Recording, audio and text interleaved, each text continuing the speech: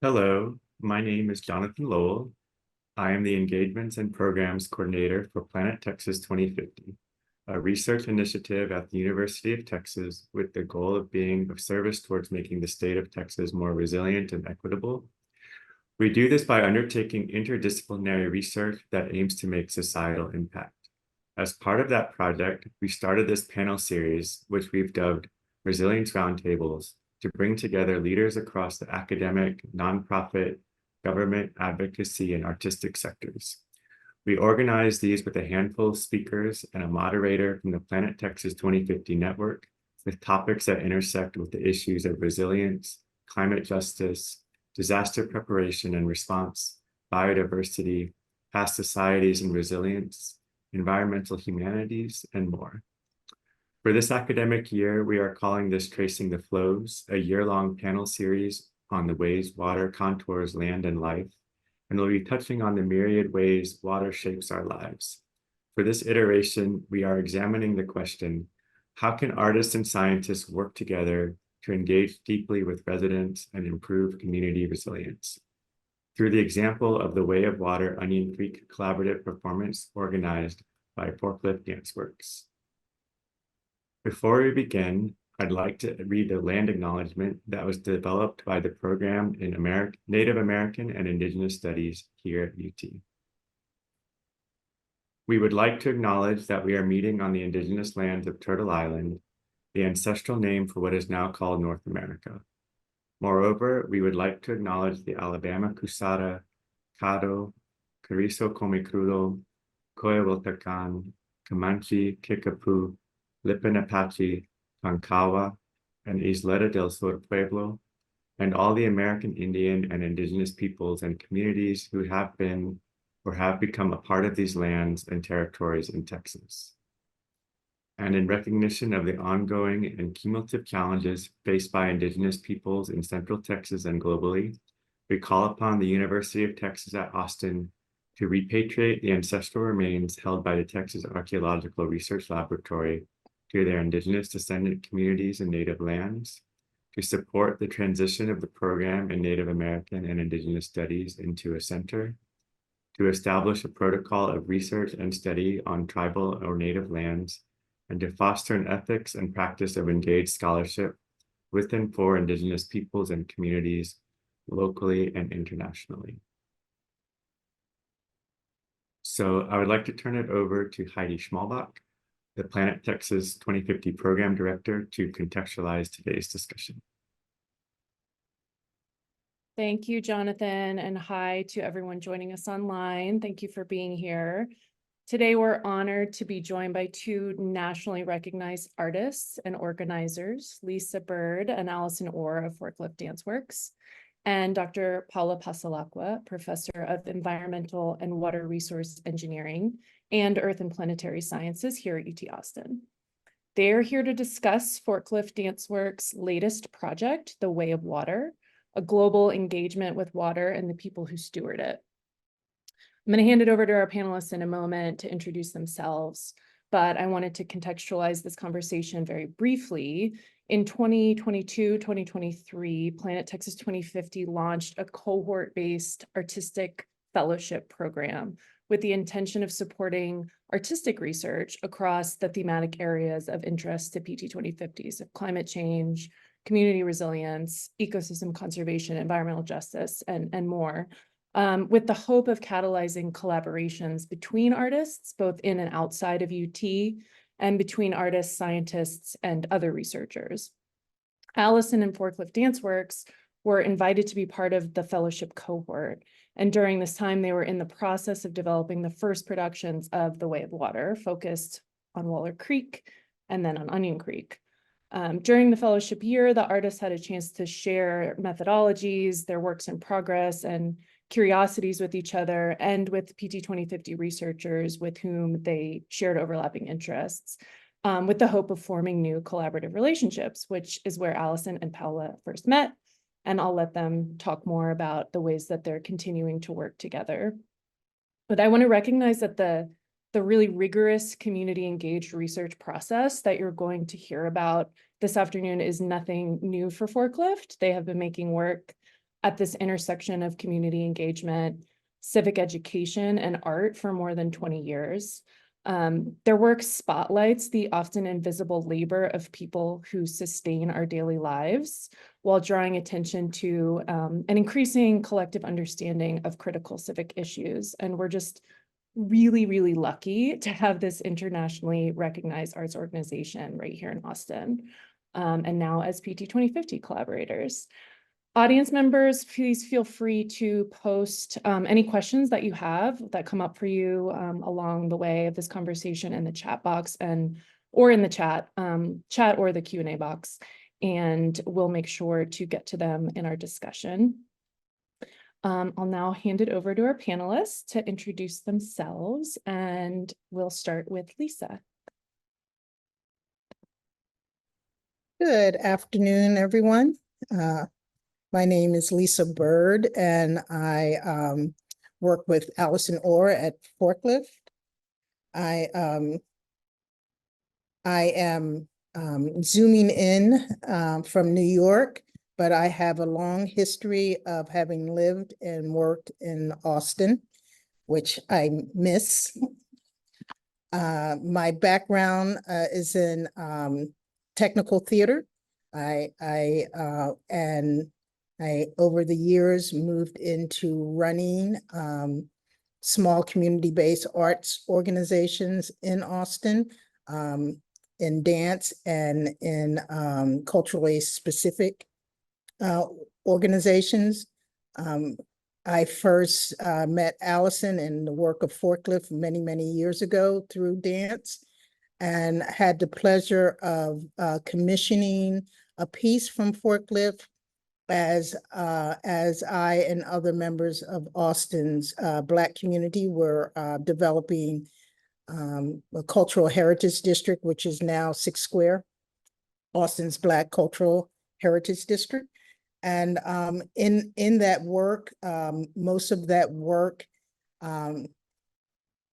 came at the intersection of art, civic engagement, and cultural preservation. And I found at the time that Forklift was an arts organization in Austin that was actually also working at that intersection. And we commissioned a piece from Forklift around the Negro League baseball field, Downs Field on East 12th Street. And that began, I think, a trajectory for Forklift, really honing in on that intersection of art and civic engagement. Yes, so so my role now with Forklift is that of producer, and I helped produce the Onion Creek production, and we are looking.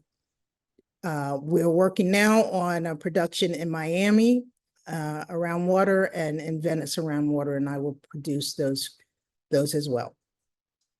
I work as a producer for other organizations around the country.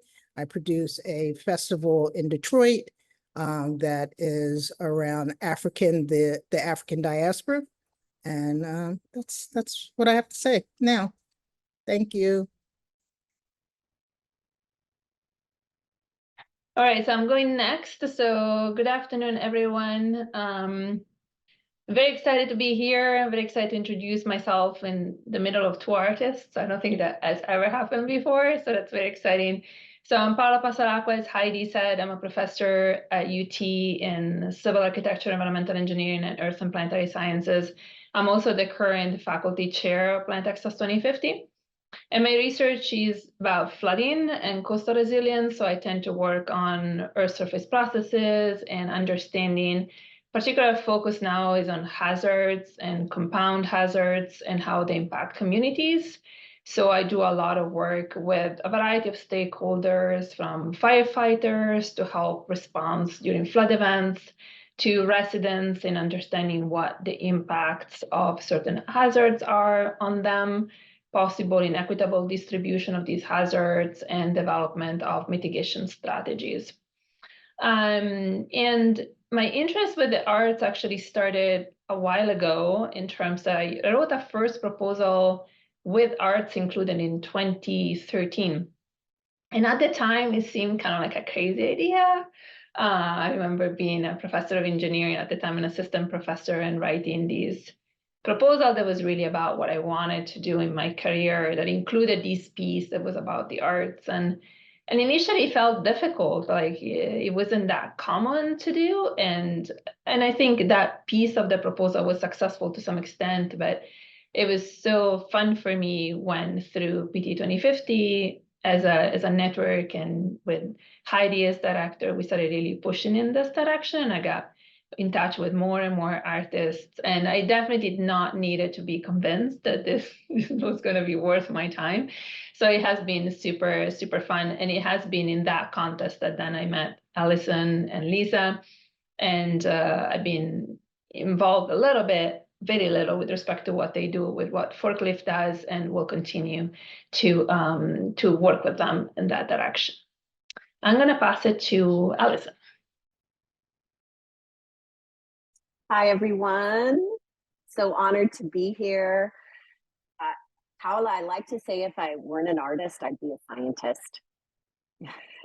And that we artists and scientists have so much in common because we are all about the question, we're all about curiosity. And I like to say that scientists do failure a lot better than artists. Like when we fail, we take it really personally. It can be humiliating. But scientists, when the experiment fails, it's okay. You learn something, right? So Which is personal too. it can feel personal too. Sometimes, right? Okay. yeah, sometimes. You know, if you really Yeah. want something, but it's true. It's more part of the process. We definitely fail. It can be a little more public when we artists fail. But just really excited to talk about this project today. We at Forklift, as Lisa explained, have been engaging with issues around water, and Heidi, for a few years now. And I feel like the recent performance we did in Onion Creek was a real culmination of learning for a lot of us. Lisa pushed and gave lots of great direction as producer, and just so much that I learned and our team learned on the project. So I was gonna give a little context to it. I'll just say briefly about me. I have a background in anthropology and social work, but I always danced. I got my graduate degree in dance and really began studying a form called community-based art making. So I think of myself as a community-based choreographer, and that I make art by, for, with, and in community.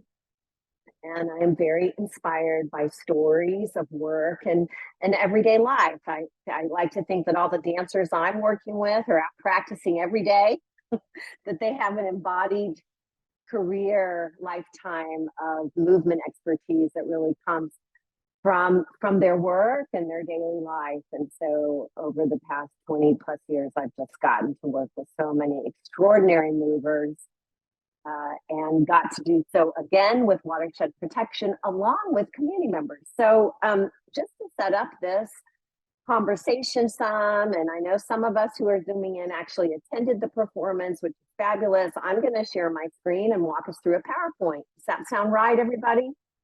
Yes, yes. Okay, good. So let me see if I can actually do this. Here we go. And then I'm going to go slideshow. All right, so this was, again, the culminating performance of 2 years of work we've been doing with the Onion Creek Metro Park community and Dove Springs community members. This is in Southeast Austin, in land that was once a neighborhood.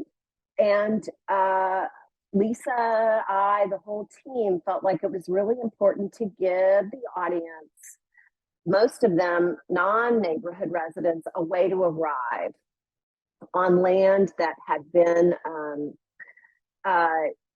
houses. This is officially a buyout. Essentially, that means that the city, along with federal government money, moved close to 800 families who lived in homes in this area that was deemed too risky for permanent settlement. by the Army Corps of Engineers. The buyout process was about 20 years long. It began in the late 90s, was really accelerated by a catastrophic flood that killed residents of this neighborhood in 2013 and continued all the way to 2019. So the performance started with an audio walk where audience members were asked to use their smartphones or a listening device and take a tour of the neighborhood where they heard the voice of Onion Creek, the story of Onion Creek from the creek herself. And it was really fun to start this way, to really ask people to slow down, to take a slow walk, to notice their environment. And in particular, heard lots of feedback from young people. And you see here in this photo who might have had their own listening device for the first time ever, but the score that people listened to was in Spanish and in English, included sounds of the meadows along with original music, and then of course a script that I wrote with local historian and musician Brian Beatty, performed by our colleague Vanessa Alvarado Flores. So it was the story of the creek and her watershed from the voice of the creek, from the creek herself. Audience members, there was one home along the pathway that is still owned by a neighborhood resident, that they are in the process of selling it to the city. It will be demolished, but they heard more about this home and help them picture what the neighborhood looked like in the 70s and 80s before the buyout started and the catastrophic flood of 2013. We also worked with a local artist, Vanessa Byrd, who's pictured here. She's a musician and composer, and she created a score for a community choir that met audience members as they arrived at their seats at the bleachers after the opening walk. This community choir has been meeting and getting to know each other since June of last year. And it's a collection of adults and teenagers who have a relationship to or live in Dove Springs. And so they performed 3 songs in Spanish that Vanessa wrote, really inspired by the land that she entitled Semilla, for seeds. So that was the second component of the performance. And it gave people a chance to really sit, be quiet, and listen. And heard lots of feedback. I know my teenage daughter was deeply moved by the choir. Then the third component was performances by neighbors and watershed protection staff, sharing the stories and the work that they do to steward this land. So this land in Southeast Austin is now a floodplain in a restoration. We are giving the land back to Onion Creek and the watershed, and really working employees and scientists like Ana Gonzalez, featured here, are really working to restore it to become a vibrant urban floodplain. And so Ana shared her story of how she's done soil sampling to determine what the soil needs and how it can improve. One thing Ana learned over her studies was that mowing actually decreases the quality and impacts negatively the soil. And so in her solo, kind of described to people why they've stopped mowing in certain parts of the park, which was a point of tension with many of the neighbors in Dove Springs, as to not understanding why this park wouldn't be mowed, why it doesn't look like Zilker Park. And then beginning to get the story from frontline personnel like Ana to explain why it's important that the grass grows tall and saplings get to grow here. We heard from 2 neighborhood residents. So this is Susan Willard. Oh gosh, I'm just forgetting Chris's last name. Chris and Susan are longtime residents of Onion Creek Metro Park, or what was called Yarby Bend when there were homes there. And Susan and Chris were one of the 7 families who chose not to leave when the buyout happened. There were some homes that were deemed to be safe, where folks were not forced to leave. So a few neighbors chose to not take the buyout, and Chris and Susan are now two of the three families that still live in what they call a national park, practically. So they really have become stewards of this land, but you've heard their stories as to what it was like to live through the flooding and what it has been like now to live in this quite pristine and unique spot in our urban landscape. And then, of course, we heard from the Watershed Protection employees. This was a short movement section about planting trees, which is a lot of what the work is to do in this land, is to plant trees and encourage growth of more trees.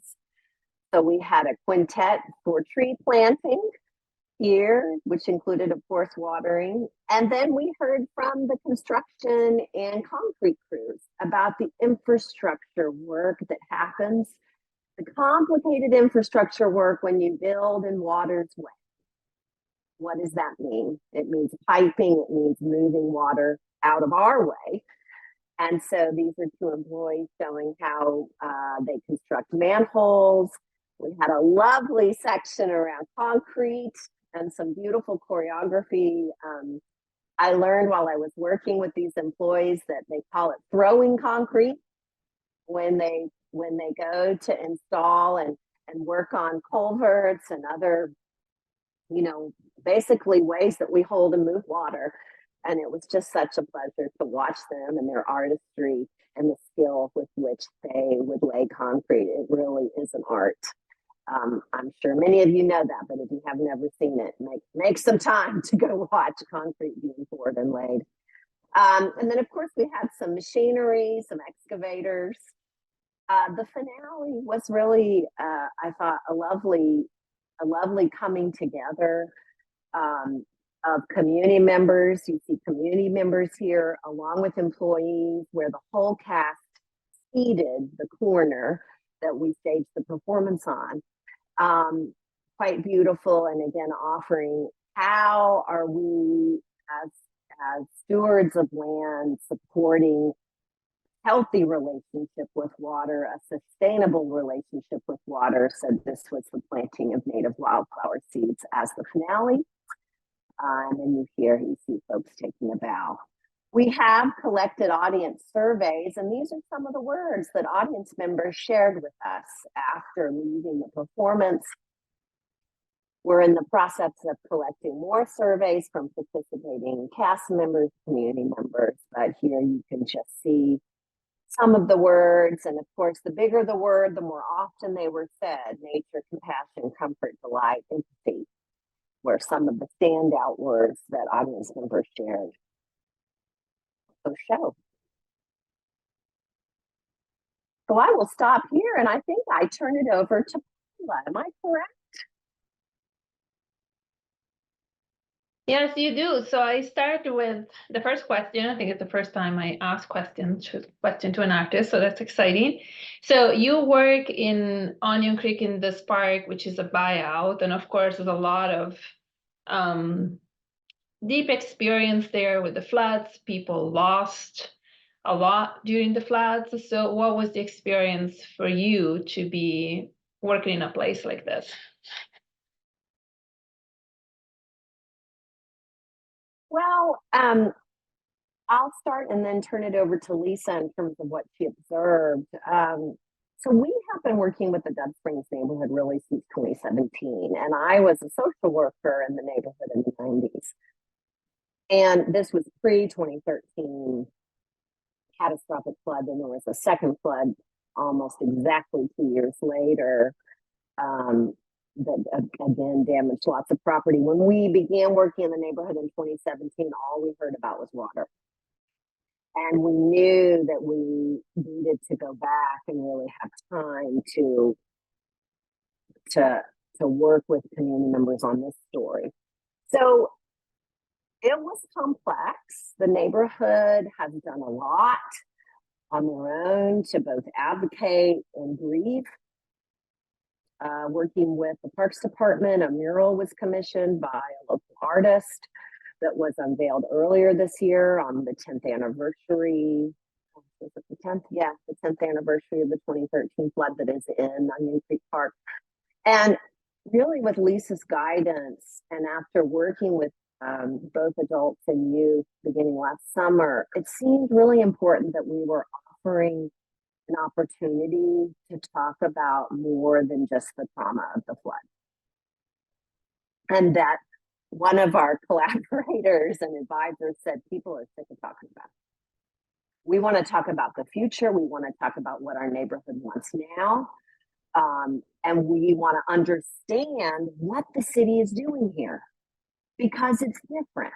This is a floodplain that it's not ever going to look like Central Park. This is a floodplain and parkland that requires very different work to re-wild it, to re-nature it. So it seemed like we wanted to help look forward with the questions of what do people want, where are the gaps, where is the information not coming across, and where are people wanting to really draw their own map of the future. So, but it took a little while, Paola, for I know me to sort that out. And it was about being with people, walking the land, hearing the stories, having meetings, trying something, seeing that really didn't work, let's try something else. So I'm grateful for the 2-year process to experiment, to learn that. Lisa, how would you answer that question? Yeah, that's, Paola, I think that it is, that the flood itself was a low-hanging fruit. To tell that story would have been a very easy story to tell. But I think that what we at Forklift are trying to do is it is not just storytelling, but we are trying to capture some sense of civic participation. So, so what we really need to do is listen to where the community is and where it wants to go. So we're not just trying to tell the simplest story, we're trying to tell a more complex story that is really, and again, we say this about the intersection of civic engagement around specific issues, right? And so each community has not only a different story to tell, but they have a different place they want to go. And so I think what Allison and her artistic team had to do was kind of weigh through all the conversations of trauma to get to where people actually wanted to be. And I think that one of the successes, artistically, in the piece is really when Susan and Chris kind of talked about where they went after the trauma of the flood, what they were able to do. And that's a sense of their own ability to organize and determine their own political future. So, yeah. I hope that answers. It does, yeah, thank you. So in terms of the science, which is a place that that we often feel shaky about, and shaky in terms of the perspective. For instance, even the title of this webinar with the use of the word resilience, and we have encountered a number of conversations with the scientific community, some of which people say we don't like that word resilience. It is not a forward-thinking concept.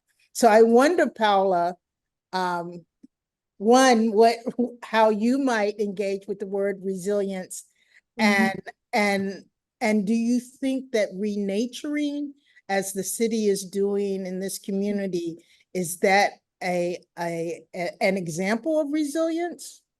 Yeah, that's a great question. It is true there are debates on that word, and I think there's well, I would say there's no problem in using it. I think it depends on what you imply with it. And I think the more classic definition used to be more like communities bouncing back to the previous state. And I think now we're starting to recognize that that's not necessarily bouncing back, because the previous state may not be possible anymore. But there's kind of like a restructuring of this word more towards bouncing forward to a state that may be different than the one that you had before.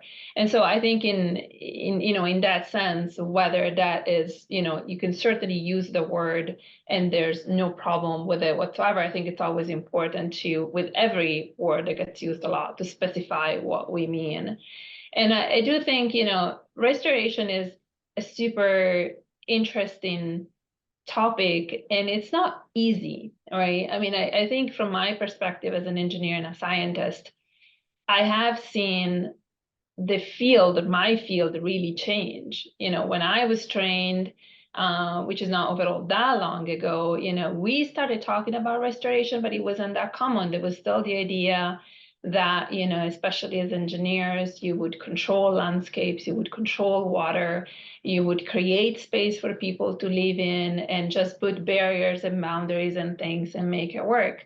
And it became clear through time, really through the lifetime of most of these structures, that approach has repercussions on the environment that take a while to come up, right? The environment and the floodplain are not going to respond the next day you put a house there, you put a levee in a certain location, but it takes time. And once it takes time, then the repercussions are really big.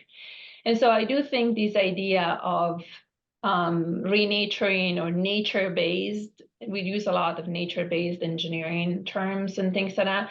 I mean, it's the right approach in many situations. It doesn't solve all issues. Of course, every situation has to be taken separately, but it does go towards addressing the fact that, if you want to coexist in a space, I think you got to understand the needs of the community, but also the needs of the landscape.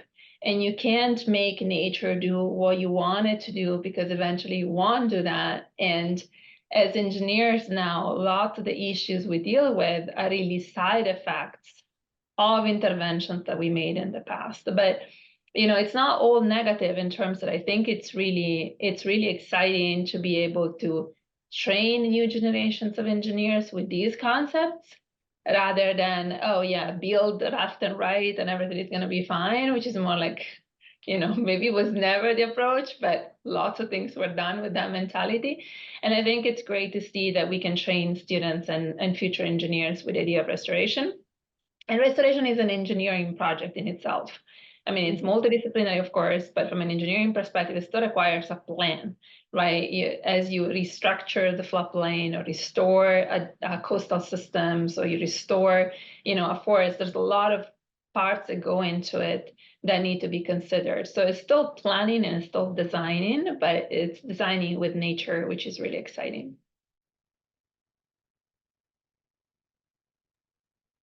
I want to open. Paola, Oh, and go I ahead. just gonna say, Paola, was there anything, just from the director here, was there anything that really surprised you about the performance, or something that touched you emotionally as a scientist? Something that caught you off guard, maybe? Well, it's interesting because I saw the performance in two ways, or wearing two hats, because I've seen some of your performances before, particularly in this theme. This time I had an added role, which is the fact that I was teaching this semester a course on river mechanics that is all about these topics. And so when I was at the show, I was really thinking, oh, this is so great for my students, for those that will see it, and it will resonate so much, because I actually had used Onion Creek in part of my homework. And, one thing is to talk about rivers or present equations, and I think the other thing is to be in the field. So after your performance, I did ask my students for reflections on the show. And so if you don't mind, I'll take a couple of minutes to read you some, not all of them, because there's a lot, but I just chose some which I think are very important. And so these are engineering mostly juniors and seniors that had taken a course about about river and floodplains interactions. And so the first one that I'm going to read is the show left me pondering the need for greater public awareness and appreciation of floodplain ecosystems. And again, I teach a whole course on floodplains, but your show, I think, clicked way more than any of the theory that I showed. And another one is many people may not fully grasp the significance of floodplains when faced with the consequences of flooding. So I think they were really reflecting on, particularly I think the residents, and that actually is one of the parts I love the most, really hearing from the people that live there. The performance served as a wake-up call, urging us to recognize the intrinsic value of floodplain preservation and the need for sustainable land use practices. Another one said it served as a stark reminder of the forces of nature. And someone else said, when I think about restoration of places like Onion Creek, I think about the before and after, but not necessarily what's needed through the process. And I think you really exposed all the people and the needs and all the work that is behind the restoration project and the people behind it. And someone else said, seeing the community and the city of Austin come together and force the idea of unity. And so, and I have pages of this, but I do think that, first of all, walking through the floodplain is, it's priceless. I mean, it's such a great experience to see what was there, to see what is now, and it kind of like hint at the presence of the river, because I think the cool thing about the show is that the river, I mean, you could see what it was, but you couldn't really see the water. And I think that was also important because you would hear the river in your ears, but you're not necessarily captured by the river. The focus is on the floodplain and where people used to live, which I think was very smart of doing it that way, and way it was placed, because rivers otherwise would have taken the whole attention, but the attention was on the floodplain, which was very intentional. And I thought that was really beautiful. And so I was really happy, not only for myself being there, but to me, I knew my students will like it, but I was really fascinated to see the extent to which, the show really helped cement a lot of the ideas that I tried to communicate during the semester, and the fact that I think that was way more effective than a lot of other ways that I may have as a teacher, as a scientist, as an engineer to communicate these concepts. So, and I can go on for a while on this. There's actually a follow-up question. There's already some wonderful questions in the chat. But you could go on, Paola, because someone asked, how can we go about communicating in engineering spaces? And I think that means not only, I'm speaking for Adelina here, but I think not only educational spaces, but also professional spaces, the importance of working at the intersection of civic awareness, community engagement, and cultural arts to repair trust with our communities. And that's a question for you and also for Lisa and Allison. For sure. I mean, I'll start and then I'll pass it. I mean, I think I would start just from the obvious statement that if engineers and scientists were enough to communicate, I mean, to do the work and communicate it, then people would be way more aware of things than they are. And clearly that's not. I mean, things like flooding, river floodplains, and interaction of people with water, we're talking about a process that goes on since the beginning of civilization. And if we are at the point that communities, live in the floodplain, they're not aware of it. They're not aware of the risks associated with that, but they're also not aware of what can be done to improve floodplains. Then I think the problem is the way we're communicating, which is often through papers and reports and things that are not things that anybody honestly is going to read, with the exception of, those that are in your circle.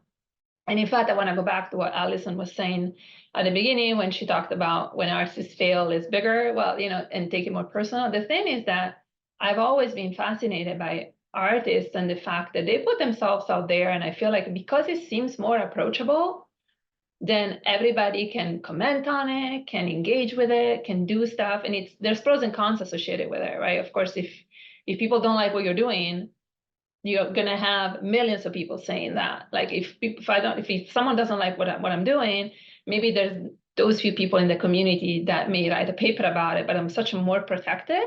But that also means that I'm also way farther away from the public than an artist is. And so I think this exposure and also this use of different tools, it's extremely needed. And if it weren't needed, we wouldn't be where we are. I mean, I think we are where we are because we've not made use of these tools before. And I'm going to pass it to Lisa and Allison.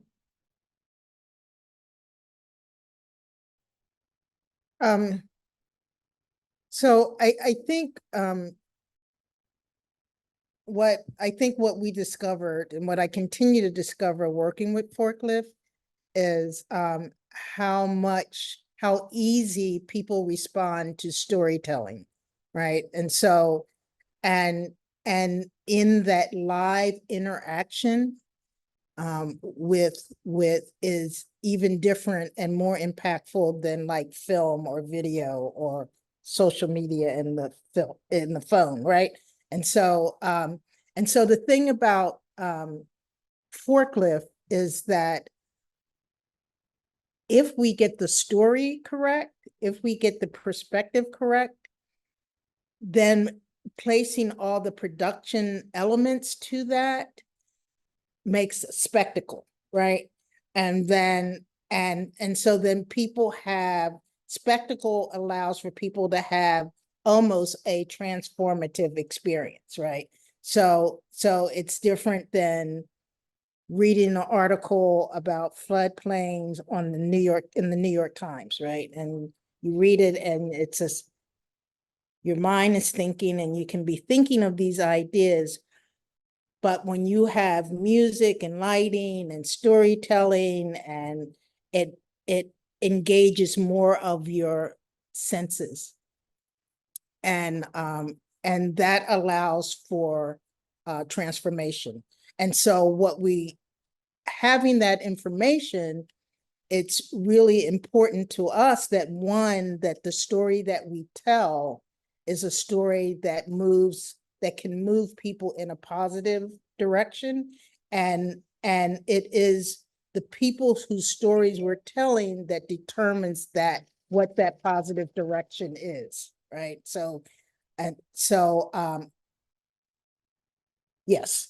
And then I think the most important part of what happens is what happens after the event, is that event can serve as a catalyst for community advocacy and thus some sort of change. So I like to say I'm a big opera fan and I love the opera, but we can go to the opera and sit passively and have that experience, but from Forklift, we want some action to take place afterwards. Heidi, I can just chime in a couple thoughts. Thank you, Lisa.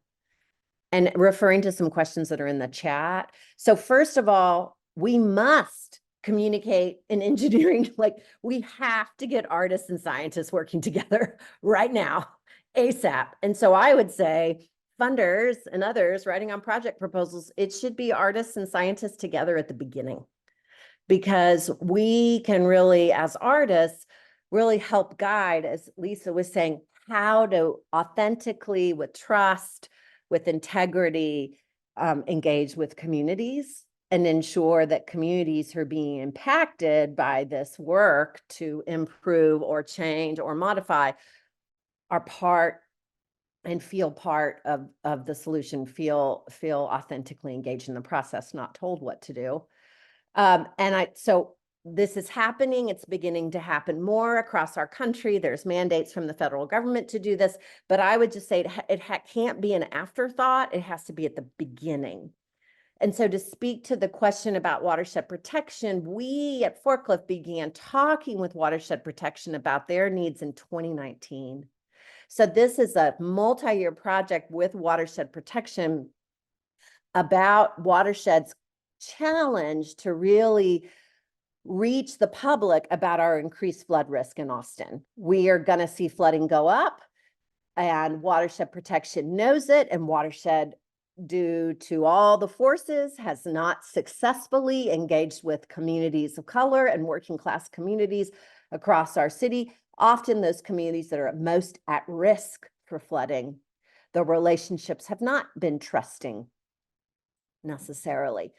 In Dove Springs, so Dove Springs and this neighborhood was really selected through a process of engagement with the neighborhood and neighborhood leaders and our longstanding relationship as artists with Dove Springs. And so this didn't happen in a day or a week. It happened, I would say it's been happening, it was almost a process that began in 2017 to get to 2024. It started with pools, correct? Yep, in It started with 2017. pools, and then we did the other project with civic arts that Yes. that we worked within that community, and then we came here. So yeah, it's been a process. So the community was receptive because we had already earned trust. And when we started working with Dove Springs at the beginning, leadership said, this can't be the first thing you do. I mean, it can't be the last. We're really tired of do-gooding nonprofits coming to our community, doing what they want to do and then leaving. We're interested in a reciprocal relationship. So because of that, we would not, I would say, have chosen this particular neighborhood with all that they've experienced if we hadn't had that history.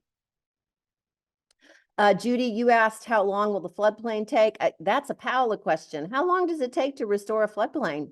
I have no idea. I mean, it depends on the project. I mean, it will take years. I don't know specifically this floodplain, how long it will take, but that's also the kind of like the challenge with restoration projects, right? There's a lot of investment and you won't see the results like within a month. These are years. It takes years. It takes, 30, 40, 50 years to grow land on the coast. It will take several years to restore a floodplain.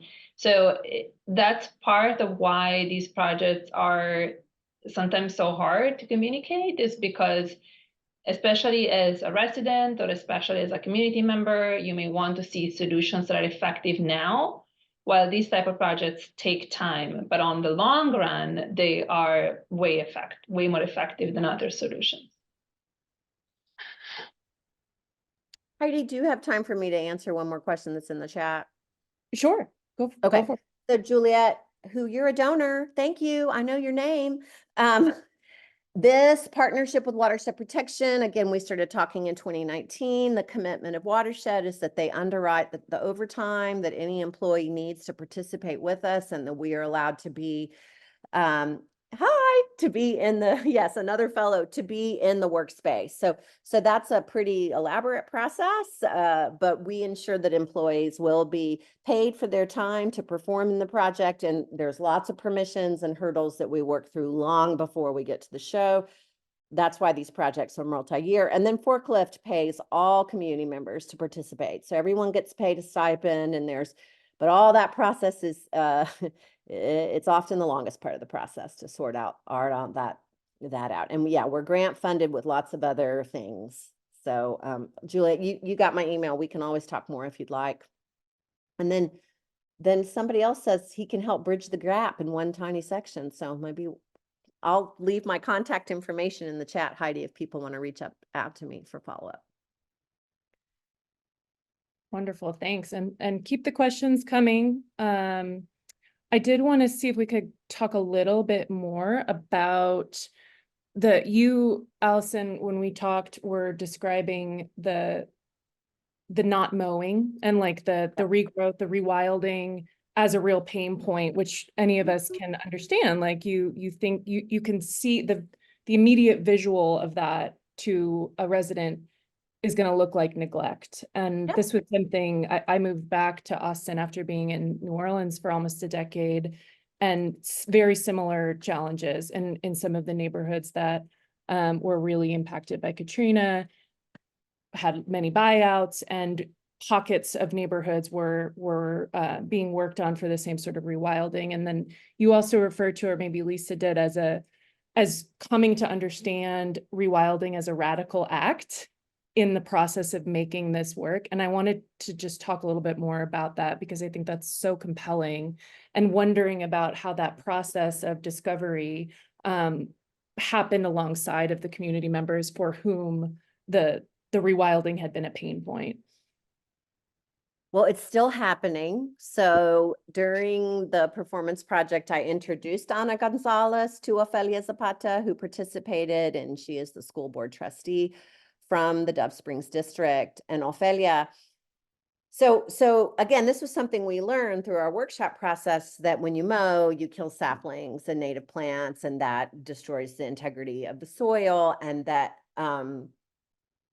that in order to have a healthy floodplain, you need tall grass and lots of trees.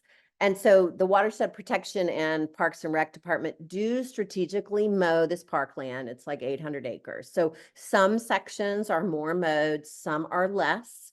And there's reasons why behind that. But one of the community leaders who I called early on in this process and said, hey, we're back in your neighborhood. I'd love to tell you more what's happening. He said, well, tell them to mow. I said, okay, this is really good information.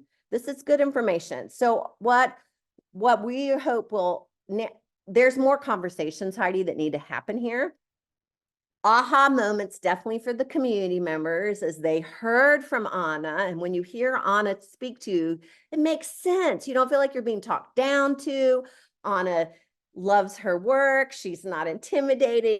You know, it's not like, oh, you don't get a flyer on your door, all the ways that we at cities, try to communicate with residents. And so Ana and Ofelia are working on organizing a community gathering to talk more about this land and the mowing. And so what we hope we can do, like Lisa said, is support an ongoing series of conversations that is really led by the community with watershed protection staff. So we get out of the way, we help the relationships happen, but now they determine together how they want to continue to work together. And so that was real exciting for me to organize these total powerhouse women to help connect them and then support them in continued conversation. Now, Susan and Chris, who live in the park, they get it. But they call Ana or Leah up on the phone and ask them questions. So a lot of that is about access to the people, access to information, which is really hard to navigate for us at the complexity at which we live in our bureaucracies. So I hope that answers your question, Heidi, but more to come on this very important topic from the neighborhood, because people have different visions of what this park should become. There is a master plan for this park. As funding comes through, the city will move forward on that. So things will happen, but a large part of it will remain very untouched. So, yeah.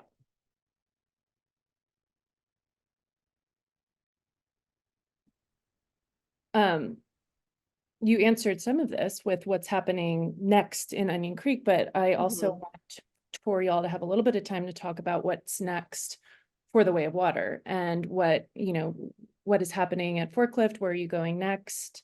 How are you continuing to work with scientists like Paola? Just talk, all of you, please, a little bit about your hopes and dreams for the next phases of this like incredibly ambitious project.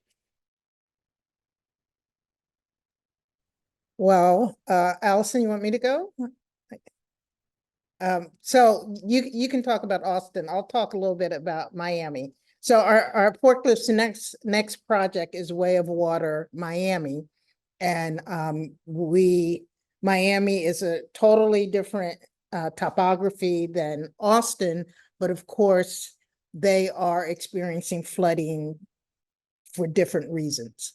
And so we have been, I think it's a two-year project with Miami, with the full production slated for February of 2025. And so much like our process in Austin, we've gone into Miami, we've met with and talked to the different work groups. And we've also identified communities that are being impacted by flooding, either in the Everglades, the indigenous communities that steward the Everglades, as well as typical urban neighborhoods that are experiencing what they call sunny day flooding. And so we're in the process of discovering the issues, discovering what organizations are advocating and working on those issues, and as well as the artistic team working with local artists to produce the event. So again, we started in Miami last year, and the full production will happen in February 2025. And again, with the process of identifying what continued actions will happen in those communities once the production is over. Yeah, Miami is really fascinating. There's so much to learn. So we are partnering with scientists there. And so Paola, we've also been talking about beginning a project in El Paso with the University of Texas at El Paso, students there, and El Paso Water.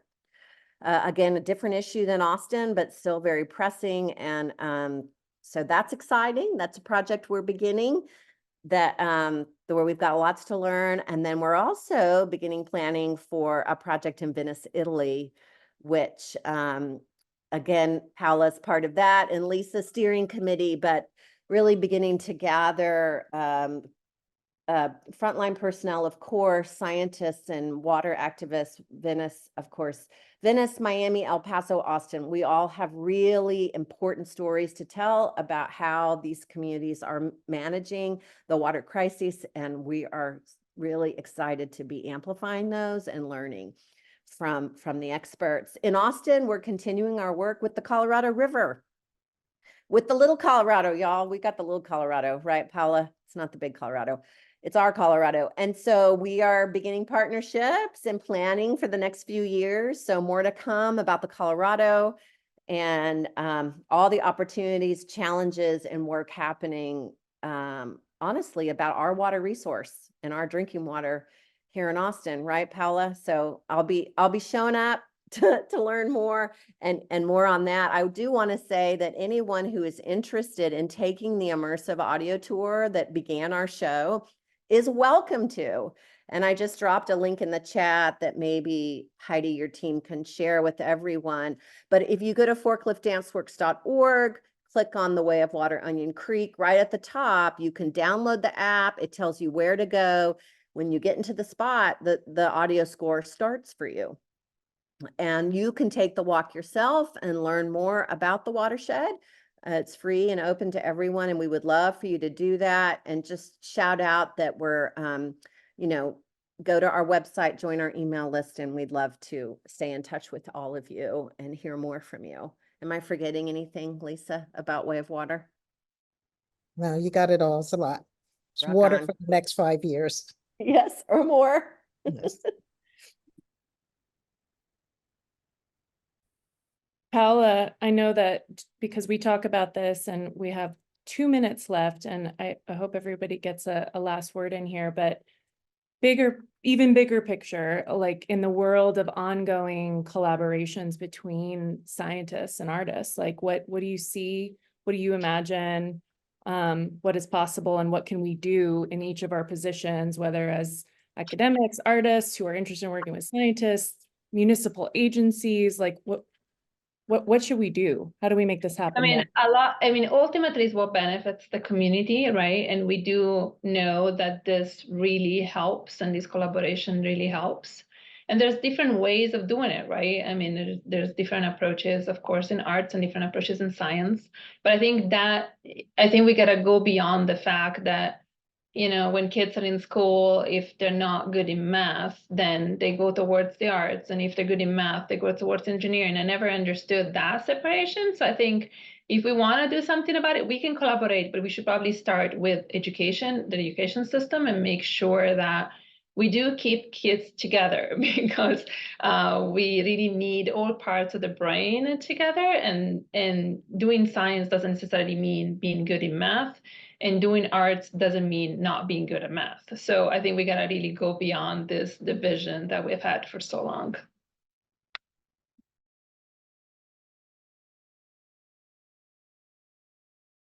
We're at time, but any closing thoughts from Allison and Lisa? I totally agree with Paola just said. That I just want to second that, Paola, that there is that sense of division and creativity should be involved with everything we do. Here, here. Yeah, yep, we need all of our minds. Great answer. I'm ready. Let's have artists at all the tables when we're talking about complex issues. Yeah, because we're designed to help.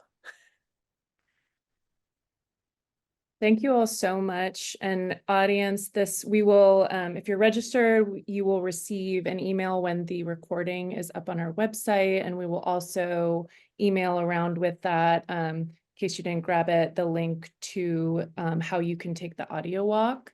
And again, go to forkliftdanceworks.org, sign up, follow them, support them, go to a show if you haven't been, because no amount of us explaining it will be the same as the experience that you'll have. It's truly, truly beautiful and profound. So thank you all.